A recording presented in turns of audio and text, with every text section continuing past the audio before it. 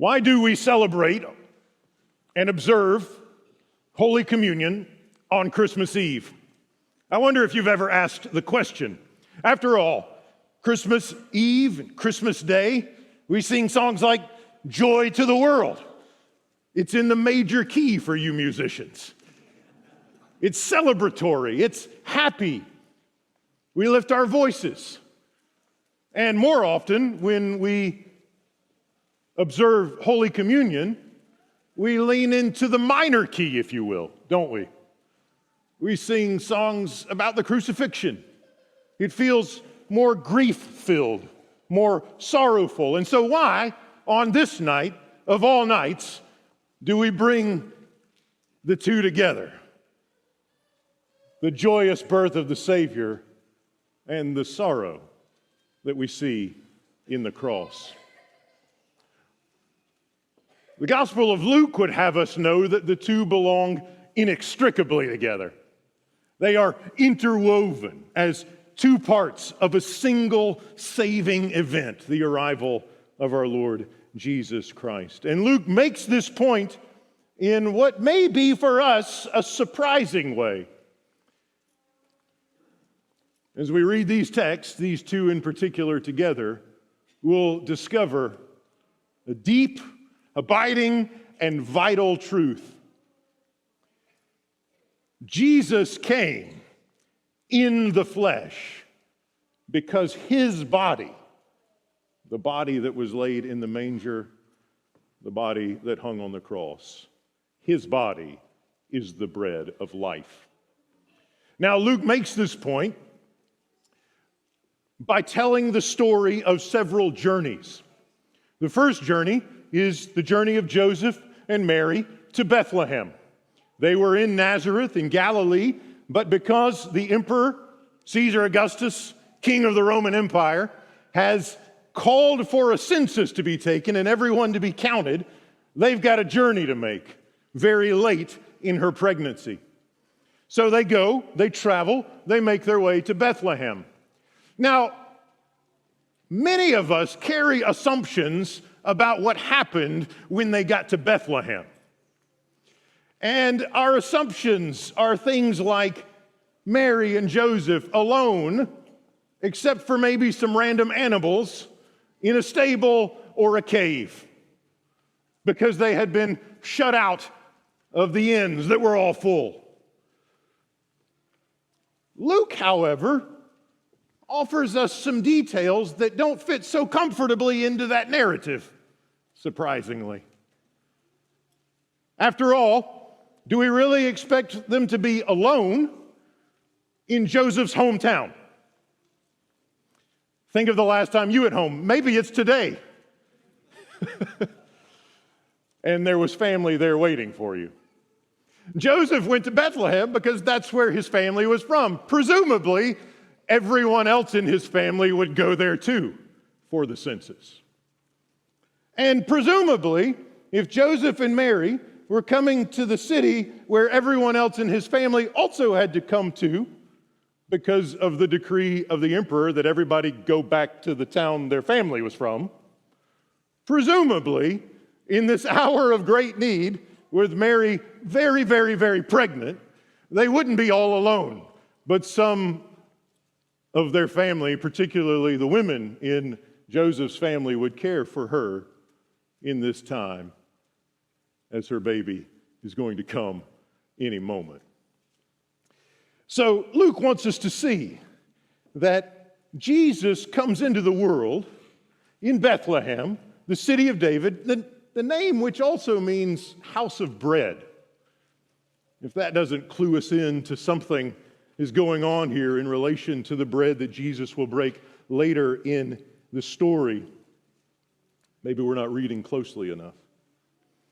So Luke undoes our assumptions that Mary and Joseph are searching by themselves for a place to stay. They would have naturally gone to the other people in Joseph's family who were also in Bethlehem. You may have noticed another aspect of the story that didn't sound quite like we thought it did based on the translation that I read tonight. If you were following along in a different translation, you might have noticed that it said something a little bit differently. Or you might remember the translation you grew up with and have realized the one I just read framed it a little bit differently. The particular difference comes in Luke chapter 2, verse 7. Mary gave birth to her firstborn, a son. She wrapped him in cloths and placed him in a manger, a feeding trough.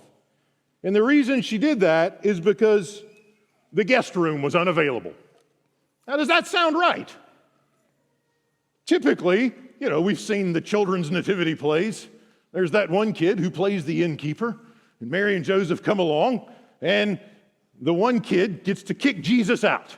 It's the one time in your life you can get away with that. But the New International Version doesn't mention the inn. None of the versions mention an innkeeper, by the way. Some other translations do translate it. She laid him in a manger because there was no room in the inn. In fact, if you have the New International Version from before 2011, that's what it'll say. Or the New Revised Standard Version, or some of the others. And this is one of those instances where when our Bible translations render a verse differently, and they do sometimes, we would be wise to dig in and look and see what's going on. After all, incredibly intelligent people gather to sort through thousands and thousands and thousands of Greek manuscripts and do the best they can to offer us the best they've got so that we'll have the Word of God in our own language. But sometimes it's difficult to figure out the best way to get Greek into English. And that's why translations wind up looking a little bit differently sometimes. But that's a clue if you want a good Bible study principle. If you're reading one translation alongside another translation and there's a striking difference, linger there for a while. Ask the question, why is it this way? And that's the question we ask today. Why is it this way? Why talk about a guest room instead of an inn? The word in question in Luke's Greek is kataluma, and it means, wait for it, guest room. Luke has another word for inn, actually, in the parable of the Good Samaritan. You remember that one? A guy gets robbed, a priest goes by and just scoots off on the other side of the street. A Levite goes by and passes along, and a Samaritan, who was kind of an outcast in Jewish society of the first century, cares for the man, picks him up, takes him to an inn. Not a kataluma, different word. And pays the innkeeper, a word that doesn't appear in Luke 2.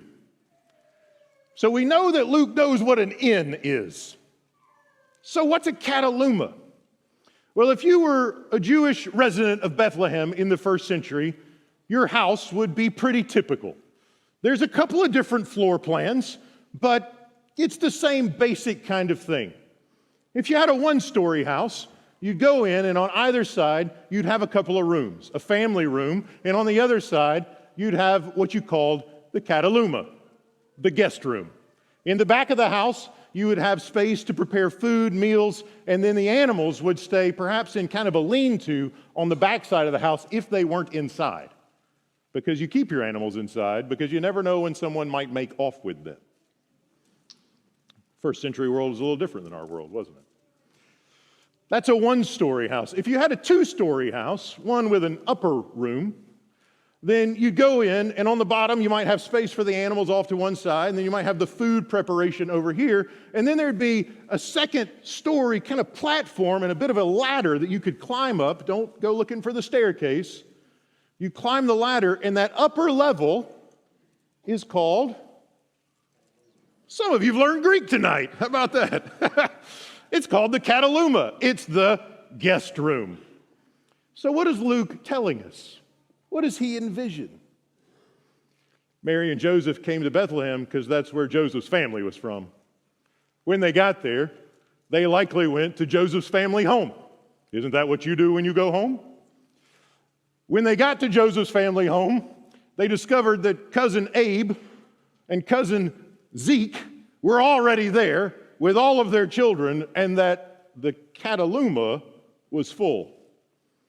But Mary's about to have a baby, and she needs some space. And this baby's got to sleep somewhere. There's no room in the guest room. So somebody runs downstairs or shimmies down the ladder and grabs that manger. We'll keep the sheep tied up and the cows or whatever's around out back. We wouldn't want them nibbling on baby Jesus, but you can lay him here. And so Luke tells us she laid him in the manger because there was no space in the guest room of Joseph's family home. Apologies if you were the innkeeper as a child in the nativity play. Why does it matter? What's the significance? The word Cataluma is used one other time in Luke's gospel. One other time. It is used on the night Jesus gave himself up.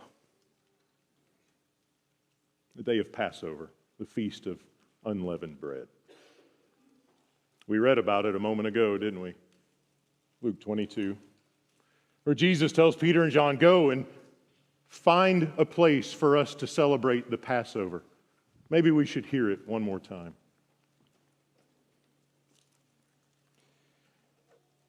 Then came the day of unleavened bread on which the Passover lamb had to be sacrificed. Jesus sent Peter and John saying, go, make preparations for us to eat the Passover. And they asked, where do you want us to prepare for it? And he replied, as you enter the city, a man carrying a jar of water will meet you. Follow him to the house that he enters, the house, and then say to the owner of the house, the teacher asks, where is the guest room, the Cataluma, where I may eat the Passover with my disciples? He will show you a large room upstairs. That's why we call it the upper room so often.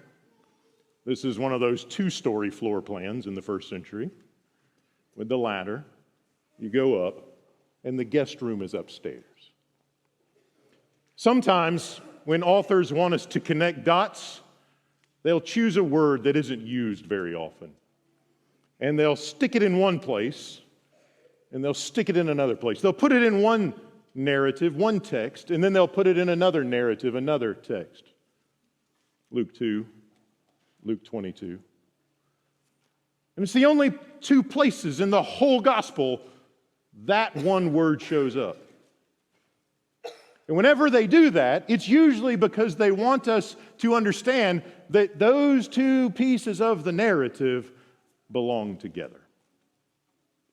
You read the one in light of the other, and the other in light of the one. Why does Luke tell us about the guest room, the Cataluma, when Jesus is born and when he eats his last meal with his closest followers? Mangers are for eating out of, aren't they?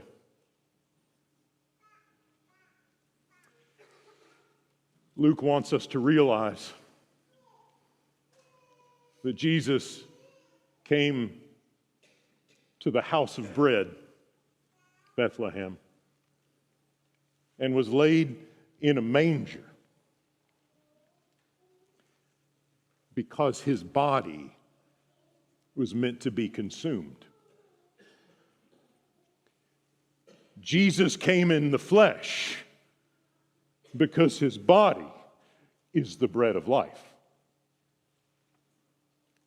Jesus came to us, to a world in darkness, to a world in need of redemption and wholeness and healing, to people in need of forgiveness,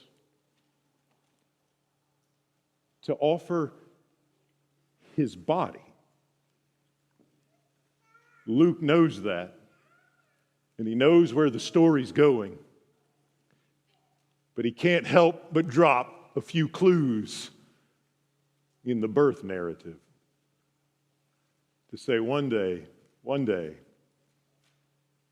the one who lies in this feeding trough will offer his body as bread to be eaten.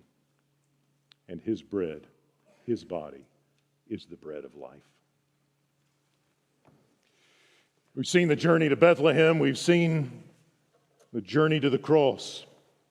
There's one more journey in the Gospel of Luke that helps us begin to perceive the meaning of this meal. It's the journey on the road to Emmaus. There's a couple of guys, they're walking along, and all of a sudden there's a stranger with them. It's Jesus, but they don't recognize him. He's incognito. And they seem stressed. He doesn't seem to have heard about all the terrible things that have just happened.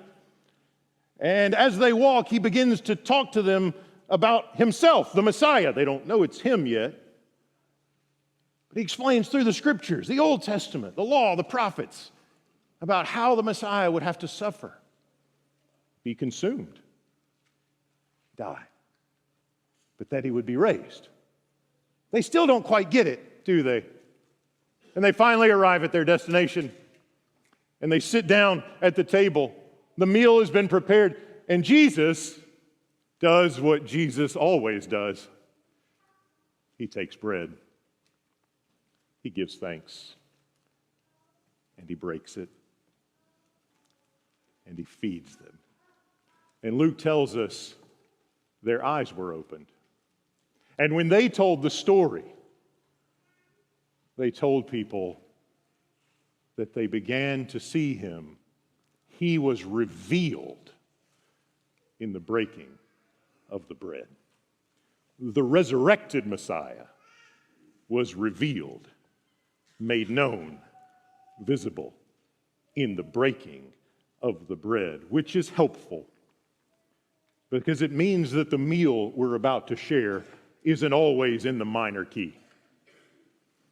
It's not necessarily, it's not even primarily the kind of meal you have after a funeral. We treat it that way sometimes. And there is an appropriate repentance and sorrow to come to this table with, oftentimes. But this isn't a funeral meal. The Lord's table is a wedding feast. It's a celebration of the risen Lord. We only eat it because God raised Jesus from the dead. If he hadn't, we wouldn't be here right now. So on this night, as we consider the arrival of the Son of God, Jesus come in the flesh, as we give thanks, as we celebrate, as we sing joy to the world, we discover afresh, I hope, that Jesus came precisely because his body is the bread of life. And he came to take bread and feed you and me. And the living Lord makes himself known in the breaking of the bread. So come, come, come, get your bread.